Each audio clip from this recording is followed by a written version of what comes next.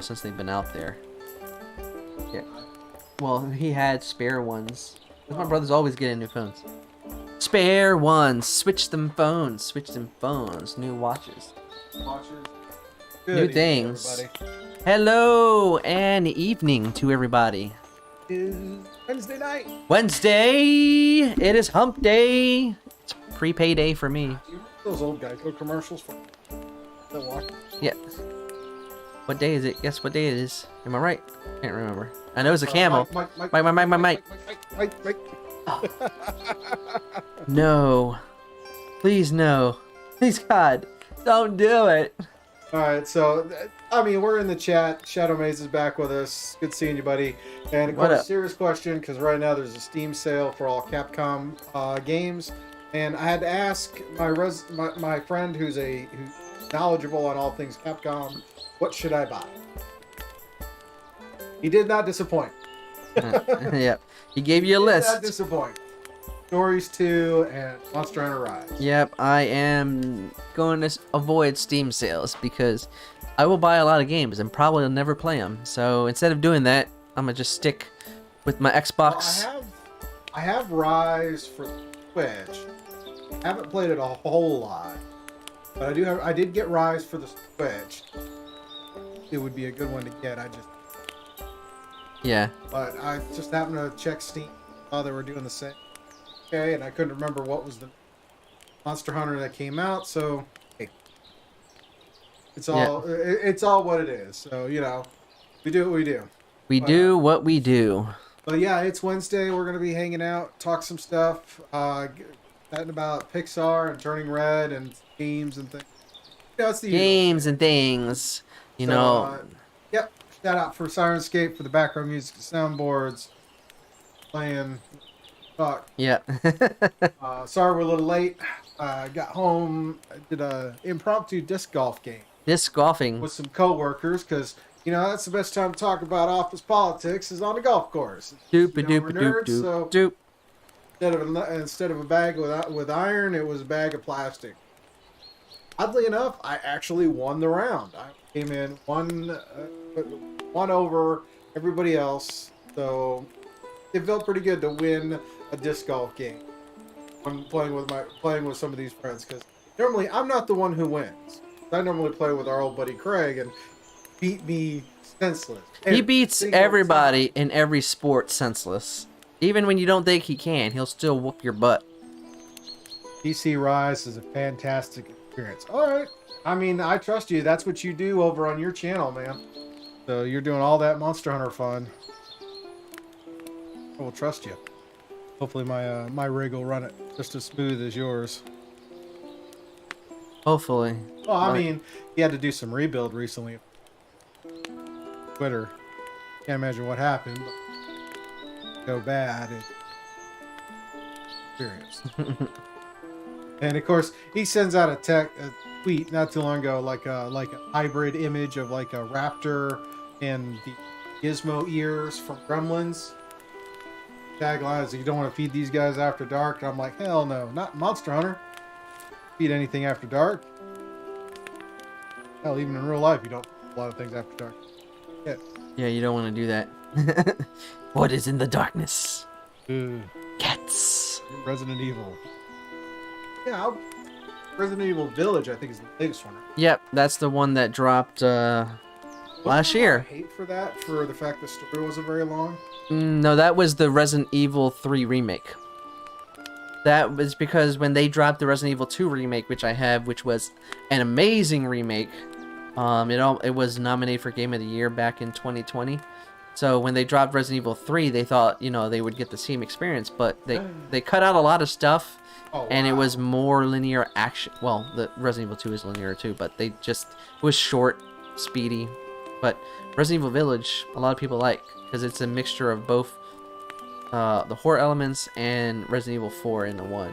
And a lot of people love Resident Evil 4. 4 is when it started to go from more of the horror into more action. Yep. Resident Evil 4 is why Resident Evil 4 hasn't been remade. It's just been re-released. It's been re-released, and it's on my Mount Rushmore of games because it is one of my favorite games of all time. One of the best Resident Evils I've ever played. So, yeah. Reminiscing, people, reminiscing. Yeah, I haven't done much of the Resident Evil game. I remember 2 came out. I was like, Oh yeah. I haven't played any of them. I've been No. watching the anime. It's cool. Yeah. Like Leon, and stories surround Leon. Character. First meet him in Resident Evil 2 all the way up through. Oh yeah.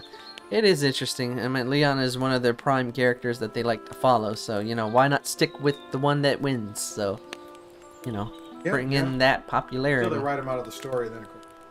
Anyways, so, aside from video games and stuff, what, work? Work, reading. I was off. So, You took a week off of work. What's up with that? yeah, well, you know, spring break from school, so no reading, no work. Well, that's a lie. I still read because there's lots to read, and it's you're an another, adult. You're not in high school, so and it's another book to read. See, I'm always bringing it. So, yeah, but I did, you know, venture out for a little bit. You know, we did go to a called it the spring break winery trip. So we started to get since the weather's getting warm and nicer, we went and visited a couple other different vineyards I've never been to, and another cider place. So it's a Mary Mill and Keswick Vineyard. It's up in Central Virginia, so to the east of Charlottesville, between Charlottesville and Richmond. And found this other cider place called Castle. I wrote it down. Castle Hill Cider, and they don't sell things by the case; they sell things by the bottle. So it was really good. It was a really good trip, and yeah, you know. What was kind of funny though is because since it's not too far of a drive, you know, I like to eat. If there's time to eat, sit down and eat. Oh, yeah. Took us forever to find a breakfast place to eat because I like to, you know, find a hole in the wall. Didn't really find a hole in the wall, but we went to one place. It was a In-N-Out, typical place. I mean, it was a local place, but I wanted to sit down. There was no sit down. Go to another place that Google said, this is another brunch place. Wasn't even open. Not the fact that it was closed. It was coming soon. So why would Google tell me to go there when it's not even open? Somebody created a store page. Yeah. And posted it. But a lot like that old Garmin commercial with a couple driving and and the directions and there's bridge opening, and as soon as they cut the ribbon, the car drives by. Oh yeah. But we just ended up going to Silver Diner. If you remember Silver Diner, there used to be a couple down here, and it was actually pretty good. Had me some chicken and waffles. Good brunch. Good brunch. Yeah, we doing Cracker Barrel again. The Cracker Barrel near me, I guess they got a new person running the kitchen because all of a sudden the food crap to good. Well, you know, sometimes it's all about who's running that kitchen. That's true. You get someone who can't run that kitchen, like it no matter what the food. And I've always had gripes with Cracker Barrel because warm, because the plates are cold and you don't absorb heat. Half isn't on point, then all of a sudden it's food and cold breakfast food. Yeah, it's not good. No. I mean, Cracker Barrel is a place I like to hit up if I'm traveling. There's a lot of great breakfast places around here. So, yeah. But, you know, Cracker Barrel is like one of those, like, yeah, I just need some. I need some. Well, normally I'm always doing the French toast since I was doing country fried steak, so. Yeah, whenever I go to, that's my staple. When I go to Cracker Barrel, I always get the French toast. But, yeah, other than that, it was just kind of a chill weekend. Like I said, doing the disc golf today was fun. Because, you know, I hadn't done that in a hot minute, and got out, did that, did good. Joints don't feel like too much pain. Yep. For now. I'm joking. For now. Fresh breakfast. Totally. Yep. Cook them eggs. I had a doctor visit, and you know he was happy my weight went down. That's always a good thing. I was at that particular office. I was at the 430s. Today it was 419. Well, that's good. So dropping down. He was like, "Yeah, that's great. If I could do that every time you come in, that'd be great." I'm like, "That's the plan. It's a journey." Yeah. Can't say it's successful, but it's a journey. But I got another follow-up in the morning, and this is the one that's bugging me about my blood pressure and cholesterol. I got my box of Cheerios. I've been working on eating some Cheerios to get that cholesterol. And gotta cut down on some eatings, but hey, part of life. I think they also just overall the diet change. I've been doing that. We've been doing that ramen thing.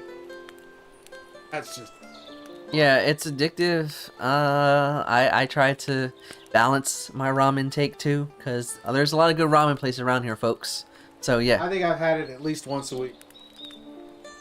At least. Last week I only had it once. I'm guilty as charged. I do that sometimes. I remember it was like first hitting that. It's like we hit Osaka 3 times in a week. Or no, we hit it on a Sunday, and then the following times, and again one. Back and forth. Yep. Noodle Man once, and that was fun. So, loving the ramen. Yeah, ramen's good. And had a chance to check out the new movie Turning Red, which is what we're going to talk about today. Yes, it is our review for today. Yeah, let's go ahead and get to that, because Disney Plus made a lot of changes. Yep, which we'll get into a little bit later. Oh yeah, so we have our latest Pixar film, which is Turning Red, which is a riot. It is fun, hilarious. Yeah, it's about it's got some influence of like Chinese culture, but it's centered around a young teenager, fresh new teenager, 13, just turned 13. Yep. She's an 8th grader in middle school. Got this really well-rounded group of friends. Yep. I mean, it's like normally when you see these movies and you see the main character and they have their friends are either really out there or they're not very unique. They're more of a caricature instead of people with individual looks, in a way. Yeah, or I think there was one criticism I heard where like the supporting characters for the main character, sometimes they change to fit what's needed for the plot, right? Or they don't have a lot of depth and dimension. This movie, it's like all 5 of the little crew of friends, or 4 of them, the crew of friends, they are all individually really unique and really kind of hit on half a dozen different kind of style and trend that we saw in different films and different generations. But I think that's made that one really kind of neat, cool. Yep. But yeah, Turning Red is definitely it's a Pixar film. It is on Disney Plus. It was originally supposed to be released in theaters on the same weekend, but they got pulled for whatever reason. Not going to get into it, but it focuses on, like you said, a 13-year-old by the name of Mei Lin, and she's voiced by Rosalie Chiang, and she's a young girl that lives in Toronto with her mother and father, Ming, voiced by Sandra Oh. Sandra Oh is a very big actress that you might know from other films, and Jin, voiced by Oren Lee. So together with their family, they run the Lee's family temple in Toronto, but it has a well-kept secret, and that well-kept secret involves when the women of the Lee family come of age, they have the ability to turn into a giant red panda. Yeah, I love this. I love with this because this is another Pixar film that addresses adolescence and puberty. Yep, and it does a great job. And this is not and the thing is they've done that in 3 films: Turning Red, Inside Out, and Soul. Yep. All 3 of them have the same kind of core sub-message, even though they look completely different films, and they go about this in 3 different ways. Yeah. But all 3 of them have to deal with adolescence and all that. This one happens to be one that is like, you know what? Let's take all the nostalgia of the early 2000s, which is, the age of the adults watching this film at this and right here. Be like, all right, let's just go crazy. And they do go crazy. They go bombastic and amazing. They got the boy band who 2002. Seriously, which boy band are we Backstreet or NSYNC? Who you got? Most times it's an amalgamation of both. Yeah, just mix them together. That's what this one was. It was an amalgamation of both. There was this these girls are all about these boy band coming to town and starting to, you know, discover and get into the whole adolescence. Yeah. Is really kind of cute and whatnots and really funny. And then it's just everything just goes sideways when this girl all of a sudden her emotions, trying to manage emotion, is something every teenager go through. Except she has to manage it because she turns into a big red panda if she don't. Yeah, it turns into a big panda, and the family is like, this is something we're hiding, and we're not really proud of this. We're kind of embarrassed by this, and she at first is that, but then, you know, again, as the speed of plot finds a way to use it to further the story to the goal he wants to reach, and it's that whole coming of age kind of trope, which it's used a lot, but you know, this is done in a very creative way. Yeah, so the one thing that Pixar is known for is taking those traditional elements, but finding a way to fermate in a way that it becomes something memorable, something unique. So they lay that foundation of the family-oriented themes and her adolescence, but they characterize it in a way with good visual aesthetics, good mingling of the characters, colorful visuals, and comedic situations. Sometimes corny, sometimes not, but for most of it, it feels authentic and real because they ground everything into her her struggle between adolescence and parental authority. Because not only is this a coming of age story for the middle schoolers, you watch as the film goes along that as you see the relationship between her and her mother Ming, that it's not only a growing of her trying to find herself. Does she want this panda powers? Does she not want it? It's also her mother trying to struggling to watch her daughter grow without having complete control over her. It's that tiger mom thing. Totally. She is tiger mom. So totally. And I think that's an interesting thing because she's so embarrassed by this history with the family and she's been trying to put it off, which, I mean, to be fair, as a parent of a teenager now, it's like, I can't say I disagree with that mindset of let's try to avoid any of these conversations until we absolutely have to. Yeah. And here's that point where we absolutely have to. And the hilarity of that first morning after that is hilarious. In fact, there's just that big disconnect in communication. Yeah, because absolutely hilarious. It's a great play on situation and metaphor, but it's done in a way that is colorful and delightful and not trying to be like very idealistic. It's just a representation through the creativity of Pixar's ingenious of and plot. It shows you some of the subtle. It shows you the whole thing. Like her mom is very organized and structured and very set in her ways. You can see that in a lot of her mannerisms. Till all of a sudden the panda part. Then everybody's life gets upside. Yeah. So once everything comes to a head, once you hit into the third act, there's a lot of consequences that turn the fantastical into a point display of emotional fervor. Like you start to see, I'm not to give away what happens in the third act, but it's a good blending of the animation, the skill work of animation from Pixar, the thematic presence of what they're playing with familial themes and coming of age, and brings this like coming together circle of understanding and growth. And of course, with any Pixar film, you gotta search for all the reference older Pixar. And I'm never good at that. If you're really good, find the reference to what their next film.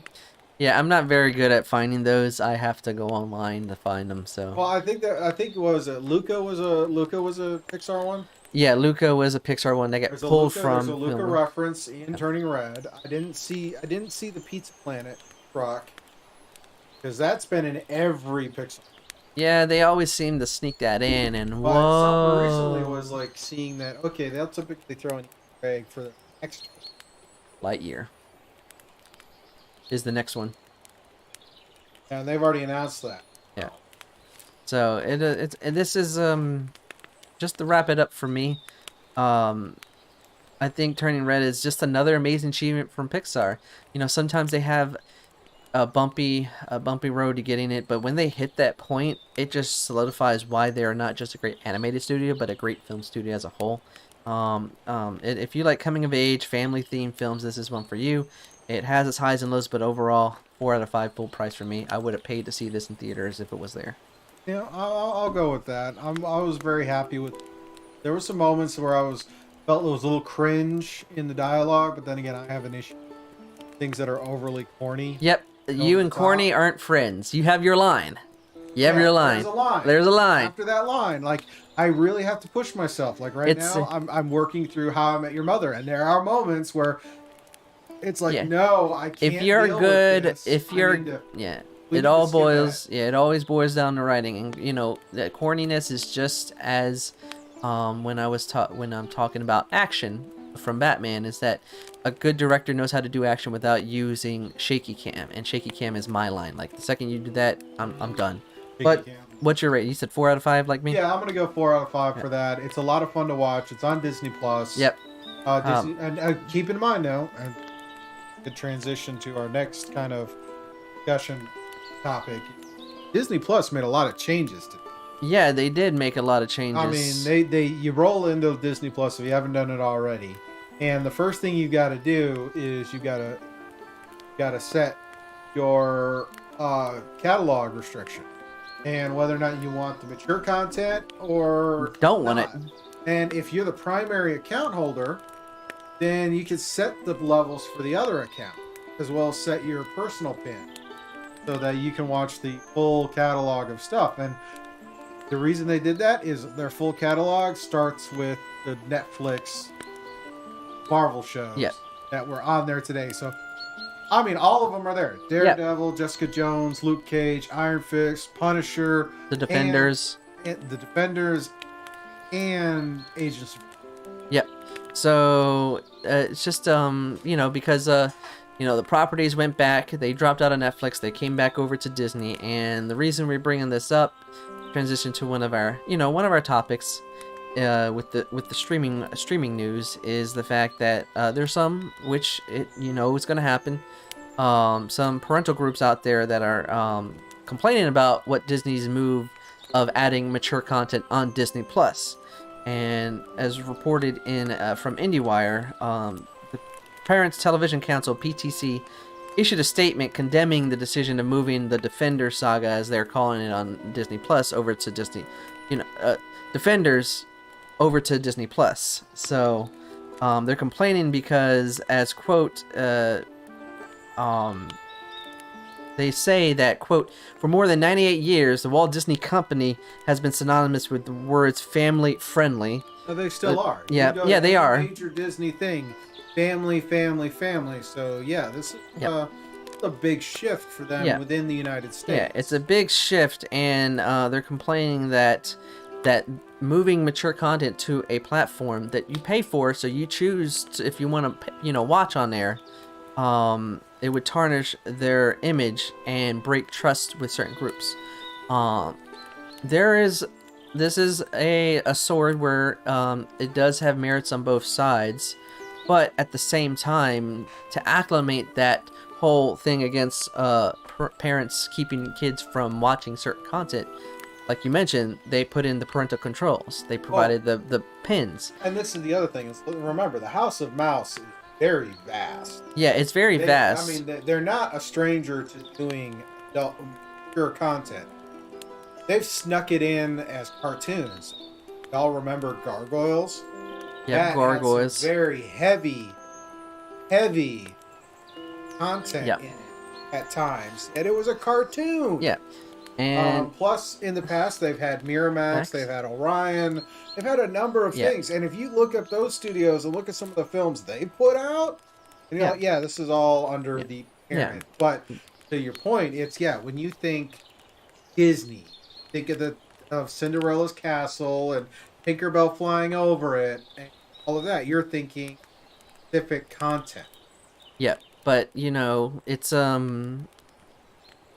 it boils down to, they might have, complaints, but at the same thing, Disney, took those complaints and built in structures to prevent those issues from happening. because of parental controls, which is on every platform out there. You know, you have HBO Max, which has the Sesame Street and all that stuff. You have Netflix that has like Cocomelon and a lot of other things. Yeah, there's not a whole So lot of parental controls yeah, in those apps. I mean, you could have your little 5-year-old roll up in there unless you set up them as a child account and yeah, set their age. But this Disney, and this is something I noticed with Disney or Disney Plus, is like for like I have myself, my wife, my mom, my son, and my daughter all have profiles to watch their content. under there. Yeah, Yeah, and guess what? The only profile that didn't come up for me to select whether or not they could view mature content was my daughter's. She's 13. yeah, It's like, you know what? We see she's not an adult. We're not even going to bother asking yeah, because we know the answer. yeah. Or we anticipate the answer. Yeah, so there is built-in controls for it. So the fact of complaining about tarnishing an image just seems like you're propagating an idea instead of actually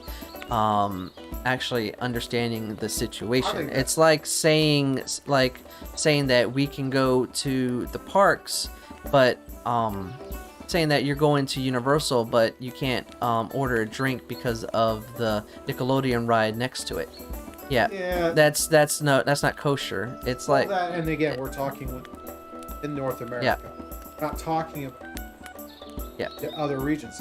If Disney Plus outside of us in Europe and India, London, or England and whatnot, they have a thing called Stars, which is where the mature content. That's where you can pull up the Disney Plus app in UK and watch freaking Deadpool. yeah. So they probably brought those same controls over. They probably because they already had it. So they just moved it over. Moon Knight coming, which Yeah. totally going to be knocking up mature content. So I think that this is, like I said, this is more than just moving away from an image. It's building up their content catalog because there's a lot of characters and lore within the brands that they have that can venture out even further. So by creating this, you're not only you're diversifying because your audience is multi-generational, so they're not just stuck in one lane. So providing this controls allows for the expansion and hopefully more creativity because you're not locked into one image, one frame, one idealization because you don't want your kids to watch some things. Disney has 60. Yes, they do. 60% of the films that come out in a calendar year are Disney properties. Yes. Whether it's got the Disney crawled across or it's one of its subsidiaries. Like, I don't know, a little studio called Fox. Yep.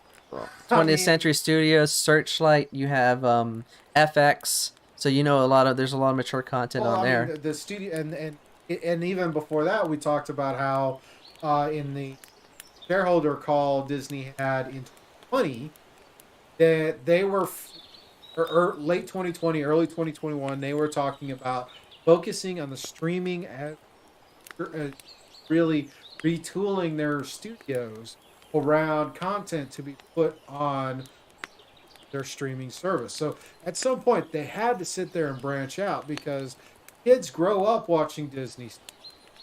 And now that they're adults, they can watch other Disney stuff. And so you want to think about it. You want to grab them young and hold on to them for the rest of their life. So you're a Disney kid forever. So I enjoy my Lion King and I enjoy my Daredevil. So, but speaking of that, with the future platforms like streaming, another big thing came out recently, and if a lot of people have been following the streaming and mergers, you know that Discovery purchased Warner Media. That's true. So it came out 2 days ago that, which if you saw the tea leaves, you knew it was going to happen, that Discovery Plus and HBO Max are going to be merged into one once the finalization of the merger happens next month.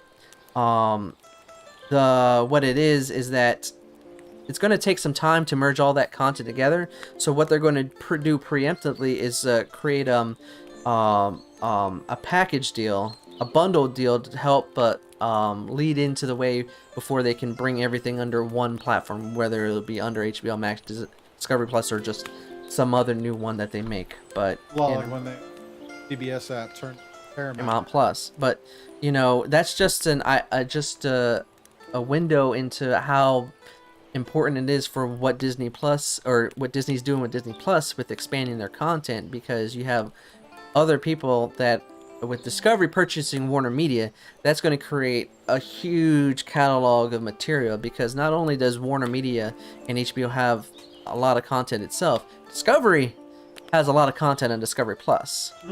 So, well, that no, I mean, you're talking Discovery, you're talking the History Channel, Military Channel, Travel Channel, you're talking the Food Network. many Food Network. I mean, just think Food about all the Network. content just for Food Network. Yeah. DIY, HDTV, all of that falls into there, because I have the Discovery app now. I can look at content for all of that stuff, and it's like ridiculous. And now you're going to take all that, and then you're going to merge it with Warner Brothers library that's on HBO.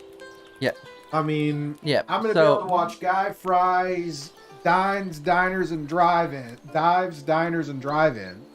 at one moment, and then flip over, watch Game of Thrones the next. Yeah. So as they said, things in my watch list. so it's just creating just a place of collectivity, as quoting in the article from Anywhere. You're going to have a daily engagement that people enjoy with Discovery content, along with the event-driven nature of HBO Max content, because a lot of people consider what HBO does like the gold standard for a lot of series. So you're going to have so much stuff. Plus, the merger is going to bring all those creative heads together. So look at what other stuff they can create. Yeah, you know what? I'm good with all that, but there's actually one problem I have. I don't know. What is it? That is classic documentary. Not these reality show things, but actual documentary, actual science. That might change. These documentary things. I mean, they obviously they make money now, because that was something I noticed when I first got the app, trying to search through, because there's a couple of old shows I really wanted to watch. One of them was Man Caves and stuff like that, or Garage Mahal type thing, where it's like you learn something and they kind of reality-ish, but then you get into things like Axemen, Swamp People, and it seems like all the shows now have to deal with some kind of a real world thing, and it's like, what happened to teaching you how to do something? I think, with the creative heads, because I know they do a lot of documentaries over on HBO, so they might have another central area for it with all that coming under one roof. So, not a fan of Aliens. Hey, Alien came out when I was born, so I'm good with that, because Alien was released in 1979. I was born in 1979. H.R. Giger is my favorite artist, because I like his gothic stuff. Did the Alien? Or when he did the painting that inspired the Alien. be cool. Yeah, it was a lot of fun. I remember doing a presentation on it. But yeah, but the History Channel Alien show, Ancient Aliens, I would... Aliens. Yeah, the Aliens. meme. The meme. Am I doing it right? Am I doing it right? I think I'm doing it right. I think because of the camera, you can't just be... Yeah, your hands are too... You gotta have like... There we go. We got it. I got it, guys. I got it. I did it. Got it. Aliens. There we go. Aliens, man. That's what did it. Everything is aliens. It's all about the aliens, but it's just interesting to see, because you're seeing two, you're through these two articles, you're seeing the strategies forming, not just in the immediate, but in the future. Yeah. So with Disney Plus expanding their parental controls can lead to different stories, and then with Discovery and HBO merging together, there's a lot of creative heads that are becoming together. So true. So true. And that is another reason I did not get the Discovery Plus yet, because I knew about the merger. So I was like, with that's going to do this, because that happened with another merger with Crunchyroll and Funimation coming together. I think I saw somewhere I could get it for a stupidly price. What, Discovery Plus? Yeah, so I figured I'd give it a shot. I mean, I miss my Shark. I have cable. I only have it in one box in one room. I hardly am ever in, and hardly anyone ever watches it. Beside the point. You got chairs. I got you got chairs. But I just haven't. Yeah, I get it. And even that, it's like Shark Week for me has really gone down in terms of what happened to actual science. Instead of documentaries or docudramas or whatever they want to call that now. Docudramas. Yeah, it's just. Are they beating you over the head of certain things, or is it just they're dramatizing the event? The formula is very much, this is reality show. Of sharks. It's like, let's talk about this as a reality show. And not talk about so much of the science. Like, there was one... That's kind of stuff. I figured they why had am to be I scraping for the bottom of the barrel and ideas. Why am I thinking of a shark sitting back getting interviewed like this? For some reason, when you say reality TV, I think of this, and he's got sunglasses on. You're like, my bro bit me the wrong way, or something like that. I don't know. Hey, you know what? All he has to sit there and say is Cineburst and rocks. Move on. And if you remember that reference in those commercials, good on you. You're just as. Yes, sir. I know. But no, it was there was one they were doing. It's like, okay, for our Shark Week show, we're going to talk about this area that is normally a hot spot for diving with great white. And in the pandemic, we couldn't go out to do that for months. So what would the place be like without the constant traffic? Humans. And I'm like, that sounds cool, but that's also, they survived. They had their habits without humans around for a hell of a long time. Yeah. What made you think it was going to be that they weren't just going to naturally just flow back to it? I don't know, but I don't know. It felt like it was like we threw this on. We have this dartboard. We have these random names, shows or topics for shows, and we throw darts at and has which one gets the most. Yeah. Something. I don't know, but as some of the other ones, it's like it's less about science and more about dramatization. You see that a lot on the DIY shows. You see that a lot with some of the Discovery shows. History Channel, it's like, let's not talk about this topic. Let's talk about this, group of people as this reality show. I'm just laughing because I added something to the odds and ends that just, we'll get to it when we get to it. Oh, we'll get to it? Okay. Yeah, but, great, great stuff coming down. Hopefully the mergers help out and expansion helps out. But, any progress in Horizon, or are you sat in the backseat? No, I'm about to take a break from it for a couple of days, only because I'm at the point I have maxed out my level.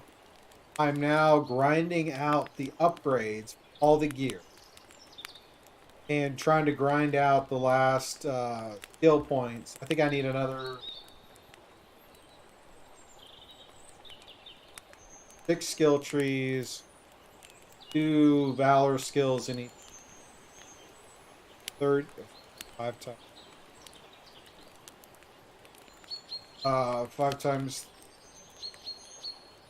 5 times 2 is 10, times 3 is 30,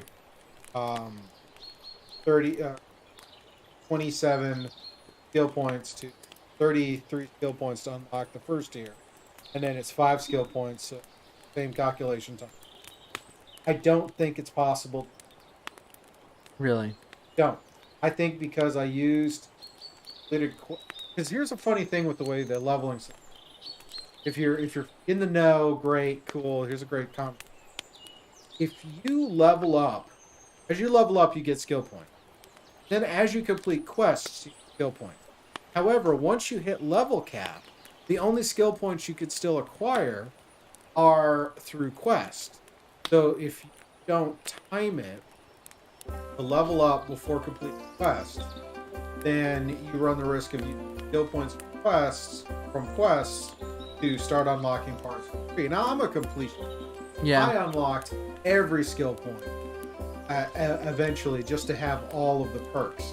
And granted, some of the perks I'm probably never going to use because I don't want weapons. Hey, it happens. It's the same thing with me in Elden Ring, but I'll get to it. But yeah, so I'm at the point now. I'm powering up all the valors, and each valor starts at 3, and then at 5, and then 5. So you need 8 skill points per valor. So if I've maxed out 1. I've got 6 more.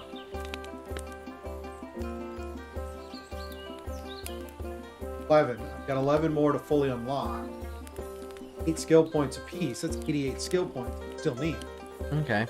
So I don't see where I'm going to get that because the majority of my map has been filled in and completed. Have you finished the main story? No. Okay. I'm at the next point in the main story, which is going to San Francisco, which that area is still fogged, and I've been avoiding going into it while I work on getting all of the other little data points and things, because as you progress through, you have to complete 2 storyline quests in order to get all of the equipment you need to access every part of the map. I think there's only one thing I don't have left, and that is to control Sunwings, because I think you can ride Sunwings mounts, fly from one end of the map. I think. The theory. I've not read anything. I've not searched for it from many of the people who've already beaten every aspect of the game. Yep. I don't know because I'm not playing. So. But I think that's where I'm at. And like I said, I'm at the point now. I've maxed out all my skills. I've maxed out all my pouches. I have full weapon values on all the ammunition I can. I now am at the point where I'm running out, where it costs more money to do the upgrades that I'm making. My income ratios. I got to spend more time grinding, hunting machines to get parts, shards, so I can keep my ammunition levels up and unlock all the upgrades for all the armor. Even though I'm probably never going to wear them, I'm just a hoarder and collect every little collectible thing in the game. That's fine. You're a completionist, so that's fine. Yeah, I mean, completion. But you know, I love how if you played the first one and you played Frozen Wild, all of that comes into play in this one, because in Frozen Wild, spoiler, there are 2 new monsters you have to fight, 2 new machines you have to fight, which are bears. Bears. By bears. So there's Frostclaw, and then the final thing is a Fireclaw. Which, I mean, when you're thinking about this, he's like, all right, you're running through this world of machines and all this stuff, and you see these little bird-looking ones, you see ram-looking ones, these bull-looking ones that look like all these different ones, and then you see the Thunderjaws, and it's like, oh, there's your T-Rex inspired one. But to stare down something that looks like a Kodiak grizzly bear, it tears at you and uses tactics against you. Dude, that is freaking wild. That sounds great to me. There's a point where it picks up a block of rock, uses it as a shield against you if you're not fast enough. Hey, it's called outsmarting you. But I did find a new machine that I'm like, oh, that is a whole lot of note. I don't really want to fight it again, but I have to fight it again. Hey, sometimes sacrifices have to be made. Well, and this is a culture thing, because, you know, we all thought the T-Rex was the biggest kid on the block, and then Jurassic Park 3 comes along and reintroduces us to the Spinosaurus. Well, guess what? They put a Spinosaurus in Forbidden West, and it sucks. Hey, you know, challenges have to be met. So granted, I didn't have a whole lot. I had a little bit of difficulty fighting it, because I'm at that point where I look at machines and they fall over, because I can have all the right... I flip around my weapons so much I can come out. But just coming up on this guy, seeing him, and again, great writing. You get close and you see this thing in the distance, Aloy's response is, I don't like those spines. Like, nope, I don't either. We're on the same page. Yeah, it just looks like not a fun night out. I was happy to leave well enough alone, except it had these kangaroo-looking machines that have different storage components, and one of them happens to be radar, that if you're within the range, it fries your focus and alerts every machine around to your presence. Yeah, that was fun. Great things. Anyways, good things. I know there's a section I'm about to go into called the Valley of the Fallen, which my wife was playing through that, and she was like, this kind of sucks because this is a confined space that has both a tremor tusk, big mammoth looking machine, and a thunderjaw that you have to fight at the same time. Well then, It's Captain, yeah, who goes first? yeah. And they added a new machine called a clamorjaw, which is basically your like baboon or ape with the tail and everything, and those things are, Yeah, I would think so, because baboons can be. they will dogpile you. If you're not careful, they will dogpile you. Just eat you down. Because, you know, I mean, props to the development team coming up with these of using real world animals. For man, it's fun, but I'm also like, okay, do I want to power through and beat the story, and then have to go? I'm wondering if I can't. I wonder if I have to go through second playthrough, unlock all the trees. Wondering if that.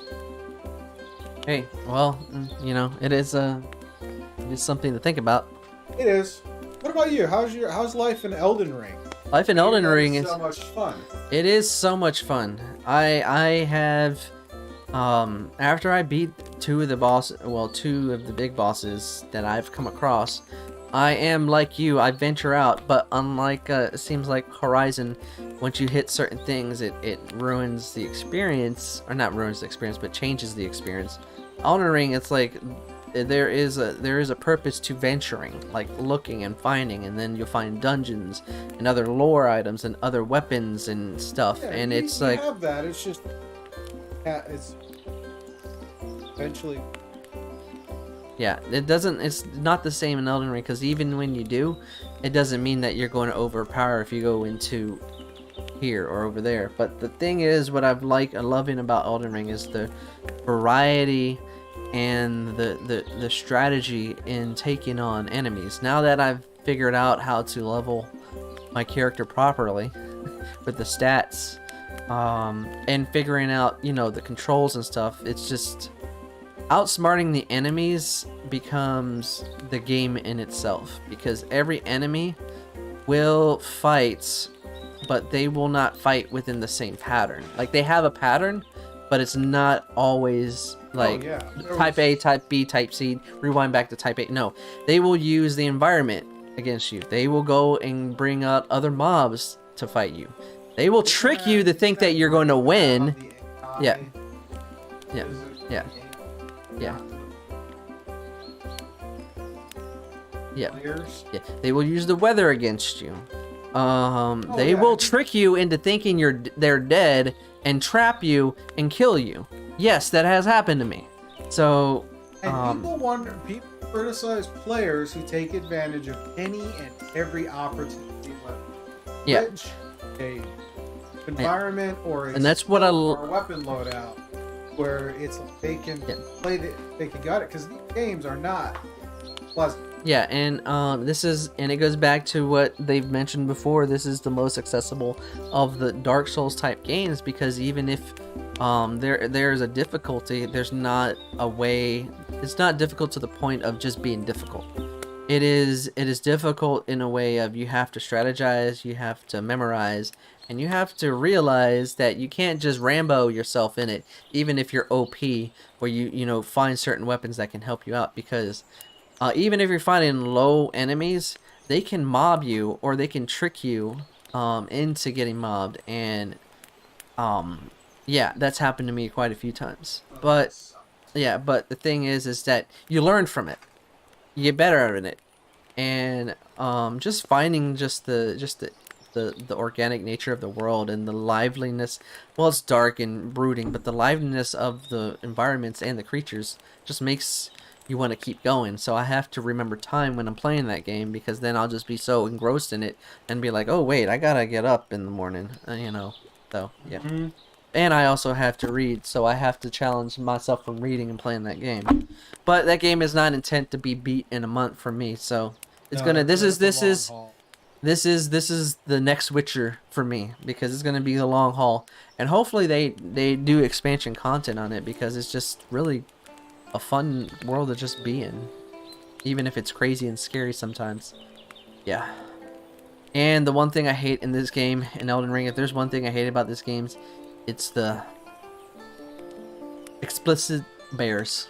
The bears in this game, they will literally take a log, rip it out the ground, and throw it at you. See, you add bears as a mob in a game, you're screwed. And yeah, they will use a docile bear as a bait to get you and trap you and kill you. Yeah. Love it. I love it. I like it. I like bears. Sorry. I like bears. I like bears. And I like the way this is. And yeah. Elden Ring sounds like the bears have a lot of thoughts. And the best thing in the game is the co-op is amazing. Yeah, that's all I'm going to say. Well, you know what? I have to say this. I am starving. I want to go get some. So Yep. I think we're going to wrap up. Before wrap up, I want to at least hit the one what is the one? the one odds and ends. Well, we have a couple of them. Okay. Just to speed through them. The first one on Ripley talks about a bear cat that smells like buttered popcorn. So the creature known as what is its name? Binturongs, which we actually have at our zoo too, at the Virginia Zoo. Oh, really? They give off this scent that smells like butter popcorn.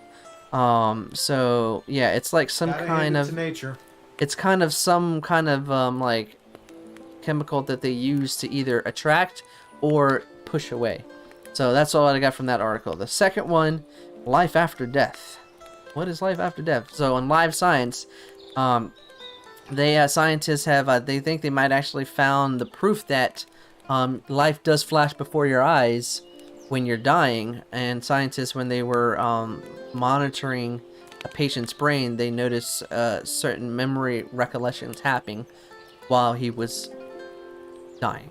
Hopefully it was in HD and had subtitles. Yeah. But the one that got me laughing while you were talking about the streaming is, this is on CNN. A year ago, there was a boat that got stuck in the Suez Canal. We actually talked about it in our odds and ends a year ago. We did. It was a container ship that ran aground and in the Suez Canal, and it caused havoc for months. Well, while they got that fixed up. A year after that happened, from the same company, and a container ship got stuck again on Sunday night. Yeah, what's the amazing thing about it? It wasn't in the Suez Canal. No. It was in the Chesapeake Bay. So right in our backyard, the container ship got stuck because instead of staying in the deep water lane, it drifted to the side and ran aground. Yeah, ran aground. Obviously, somebody wasn't paying attention. Yeah. So. And thankfully, this one is not in a position to really interrupt shipping traffic. Because the Chesapeake Bay is pretty big. They got multiple channels they can go through, but it's just interesting. And I meant like it happened in our backyard. That's what caught my eye. But the fact that it happened 1 year ago, and the same company, What can you do? What can you do? And on that, wrap it up. Been there. We're not going to do an after show today, just because we got a late start to do it. But we'll definitely do an after show next time. So with that, I want to again thank Sirenscape for the background music, soundboards. I want to thank Ry for spending another Wednesday night here in the studio for us to chat about games and movies and all this other stuff. I want to thank all of you for sticking around and watching this video to the end. You're awesome and appreciated, and you're wonderful human beings. Be sure to hit the like button, and if you're new, hit the subscribe and the bell notification. We know out. If you want to do more, if you want to support more, you can always go to patreon.com/Scuba Studio and consider being a patron there. Where we do after show and some other little tidbits about stuff. With that, have a good night. Stay safe. Love each other, and we will catch y'all next time. Bye, everybody. Peace.